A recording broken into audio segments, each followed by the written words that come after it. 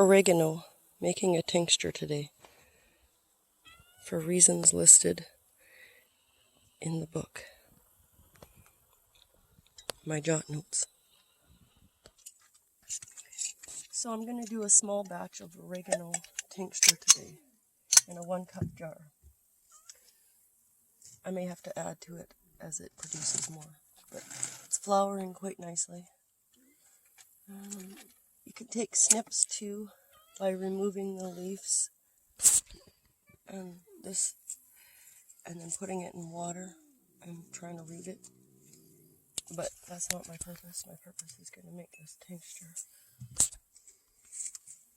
I make it for fighting cancer cells, to keep protected from cancer cells wanting to build up, making you sick.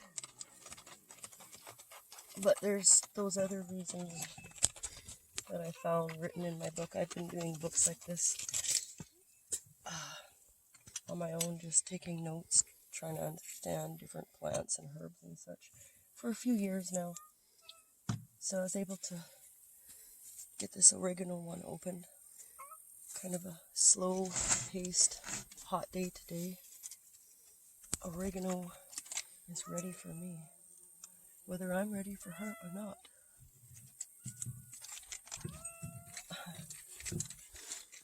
So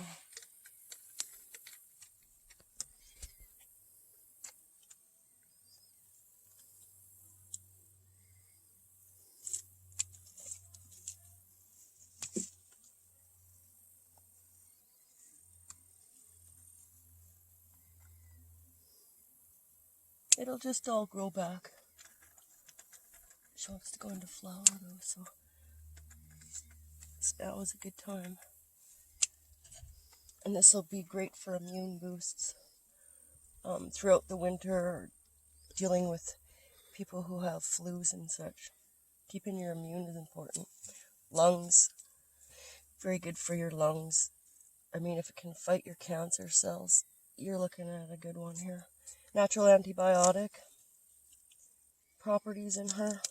It also has thyme oils in her that help with the cancer fighting. Even if you don't have cancer, it's good to keep your cancer cells healthy and fighting so that it doesn't turn into a sickness on you. It's good for the gut, digestion. I mean, we put it in our spaghetti dinners and lasagnas and, pastas and such, but this way you're getting a full, strong dose. You just take a few drops. I generally use vodka for most of my tincture making. Sometimes I've used rye or whiskey for dandelions and stuff. But anyways, you just pour your booze, and as the plant produces more, I can put more in here. Just make sure it's a full jar. If you need to do a top off with your booze, that's fine too. I'm not too fussy as long as I make it happen.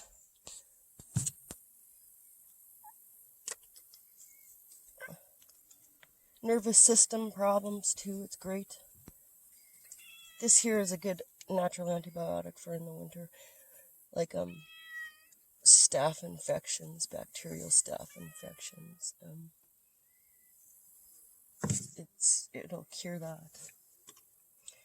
And it doesn't have to be Italian oregano, it can be Greek oregano, it can be just oregano. Oregano actually stems down to its mother root family is the mint anyways. So,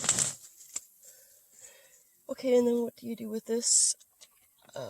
Let it sit 6 to 8 weeks. And a good idea too, especially if you're doing more than one tinctures, even if you're not, it's good to label it, the date, what it is, just oregano, today's date.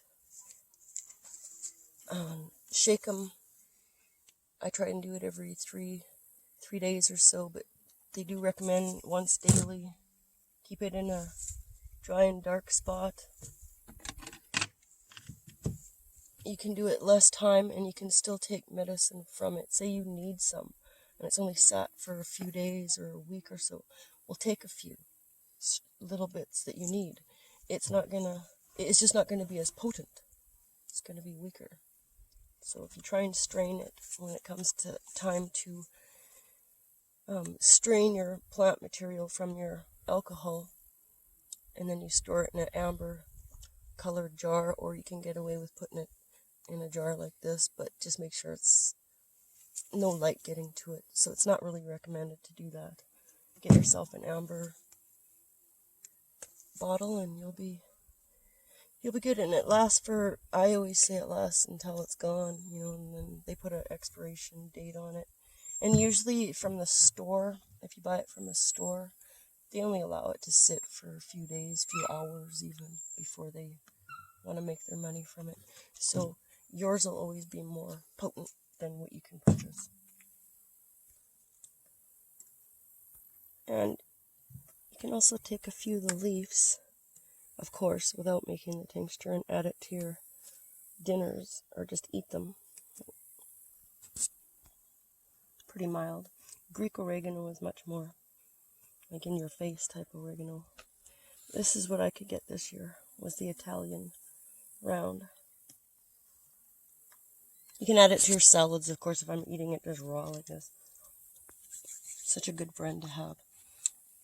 The oregano.